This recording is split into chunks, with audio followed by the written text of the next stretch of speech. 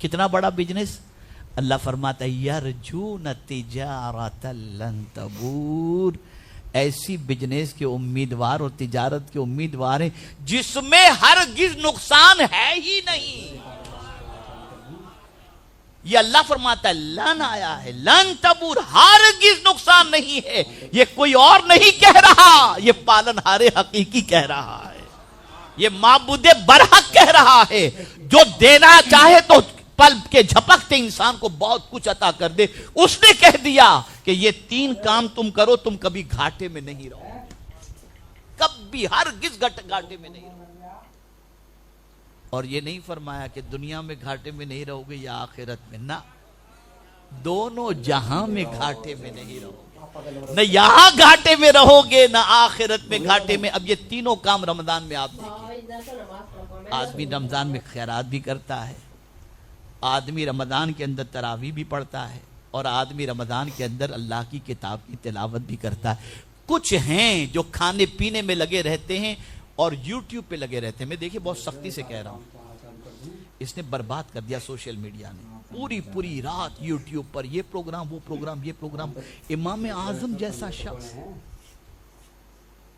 جو ماہ رمضان کے آخری عشرے میں لوگوں سے بات کرتے ہوئے کسی نے نہیں دیکھا، اتنا قرآن شریف سے شغف رکھتے تھے، اور آج ہمارے لوگ پوری رات یہ پروگرام دیکھ رہے ہیں، اور پتہ نہیں پروگرام کرنے والے بھی پوری رات پروگرام کرتے رہتے ہیں۔ پڑھتے ہوں گے قرآن شریف، اچھا کام دین کا کرتے ہیں، ٹھیک ہے، اتنا بھی تو نہیں ہونا چاہیے، لیمیٹڈ ہو گیا، ٹھیک ہے۔ کچھ لوگ موبائل پر لگے رہتے ہیں، نہیں کرو یہ سب۔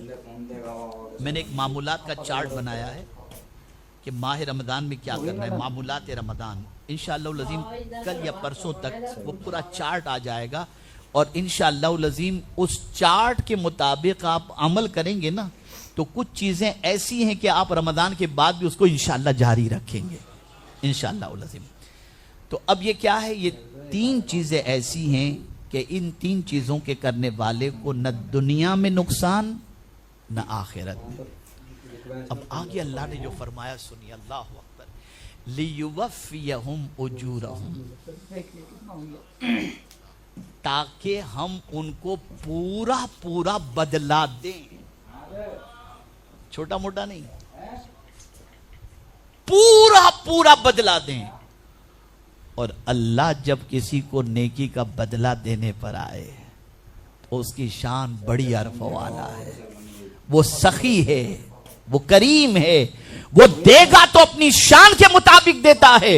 تو اس نے فرمایا ان کو پورا اجر دیا جائے گا، ٹھیک ہے۔ چلیے یہاں تک تو اجر کی بات یہ ہو گیا، اجر کی بات آئی تو ہو گیا عدل۔ لیکن میرے رب تیری عظمتوں پر قربان فرماتا ہے وَيَزِيدُهُم مِّن فَضْلِهِ، اور اپنے فضل سے ان کو زیادہ بھی عطا کر دوں گا، اپنے فضل سے ان کو زیادہ بھی دے دیا جائے گا۔ یاد رکھیں وہ جب زیادہ عطا کرے تو اتنا عطا کرے کہ لینے والا خود دینے والا بن جایا کرتا ہے۔ آئیے اس کے فضل کی ایک مثال حدیث کی روشنی میں پیش کر دوں۔ قیامت کے دن 3 جماعتوں کا حساب ہوگا۔ ایک جماعت کا اس کی محنت ہوگی فجر سے لے کر ظہر تک، دوسری جماعت کی محنت ہوگی ظہر سے لے کر عصر تک، اور تیسرے گروہ کی محنت ہوگی عصر سے لے کر مغرب تک۔ لیکن جس نے فجر سے لے کر ظہر تک محنت کی وہ یہود ہوں گے۔ یہودیوں کو جو اجر دیا جائے گا وہ 1 گنا، زیادہ ٹائم ہے نا، فجر سے لے کر ظہر تک کا ٹائم زیادہ ہے، اتنی زیادہ محنت لیکن 1 گنا اجر۔ پھر ظہر سے لے کر عصر تک نصارہ، یہ محنت ان کی محنت ہوگی، ان کو بھی 1 گنا اجر دیا جائے گا، اور عصر سے لے کر مغرب تک جن کی محنت ہوگی ان کو ڈبل اجر دیا جائے گا۔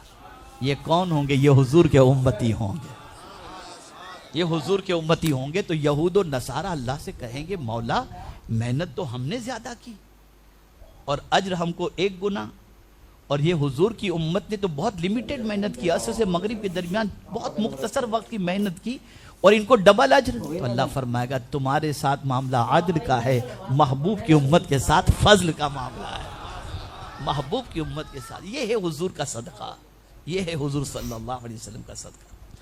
تو لیوفیہم اجورہم ویزیدہم من فضلی. اور پھر آگے میرے رب نے فرمایا انہو غفور شکور. توجہ چاہوں گا، بے شک وہ بہت معاف کرنے والا ہے. غفرہ کے معنی ہوتا ہے چھپانا، چھپانا. قربان جائیے میرے رب کی عظمت، میرے رب کی عظمت. تم نے چھپا کے صدقہ دیا تھا نا، چھپا کے صدقہ دیا تھا نا. آج ہم تمہارے عیبوں کو بھی چھپا دیتے ہیں، تمہاری غلطیوں کو معاف بھی کر دیتے ہیں اور تمہارے عیبوں پر پردہ ڈال دیتے ہیں. تو نے چھپ کر کے میری راہ میں دیا، میں نے بھی تیرے گناہ کو چھپا دیا. یہاں تک حدیث شریف کے اندر ہے کہ ایک گنہگار کو پروردگار اپنی چادر رحمت میں لے گا اور اسے فرمائے گا بتا تو نے یہ گناہ کیا نا. وہ کہے گا ہاں ہاں دیکھ میں نے تجھے چھپا لیا نا، دنیا میں بھی چھپا کے رکھا تھا، یہاں بھی میں نے تیرے عیب کو چھپا لیا. یہ میرے رب کی شان ہے، یہ میرے رب کی شان ہے، بہت معاف کرنے والا. اب یہاں بتا دوں، ہماری کوئی ایک بات نہ سنے فائر کر دیتے ہیں، کل سے چھٹی.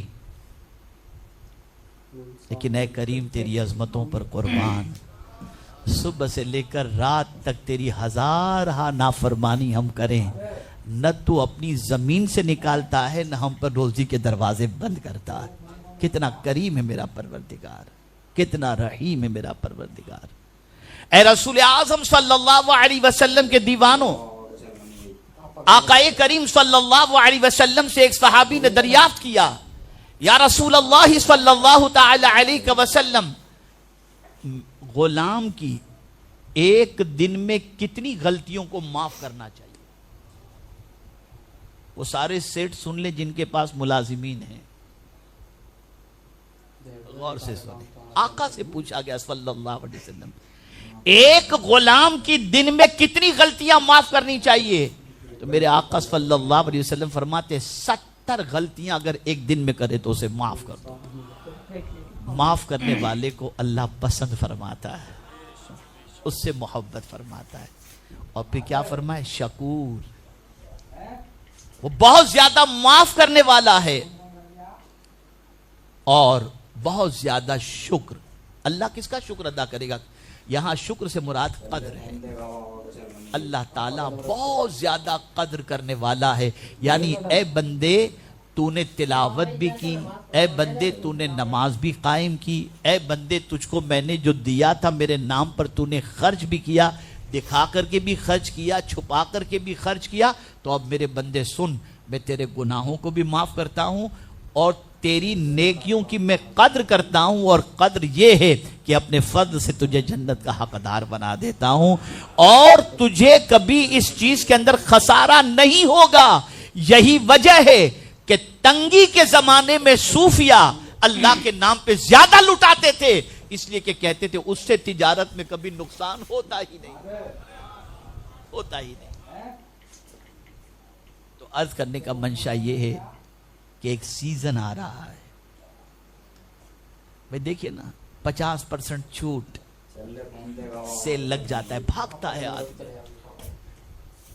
بھئی 3 دن کے لیے اسپیشل ڈسکاؤنٹ آدمی بھاگتا ہے. اس کریم کی عظمتوں پر قربان جائیے، اس کی ذات ساری تمثیل سے پاک ہے. وہ بھی ہمیں ثواب کا بتا رہا ہے. نفل کرو گے فرض کا ثواب، فرض ادا کرو گے 70 فرضوں کا ثواب. شیطان پریشان کرتا ہے اس کو قید کر دوں گا، آؤ تم آؤ تو صحیح، میرے پاس آ جاؤ، میری بارگاہ میں آ جاؤ. وہ بلا رہا ہے. خوش نصیب ہے وہ بندہ جو ماہ رمضان کا احترام کرتا ہے اور ماہ رمضان کو عبادت اور ریاضت میں اپنے ماہ رمضان کے اوقات کو گزارتا ہے.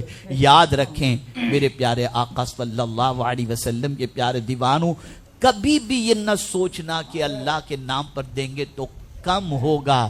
جس نے کہا دو وہی دینے کا صلہ بھی عطا فرمائے گا، اور جب وہ عطا کرے گا تو اپنی شان کے مطابق عطا کرے گا. بس ایک آخری بات عرض کر، ایک سٹھانی تھی،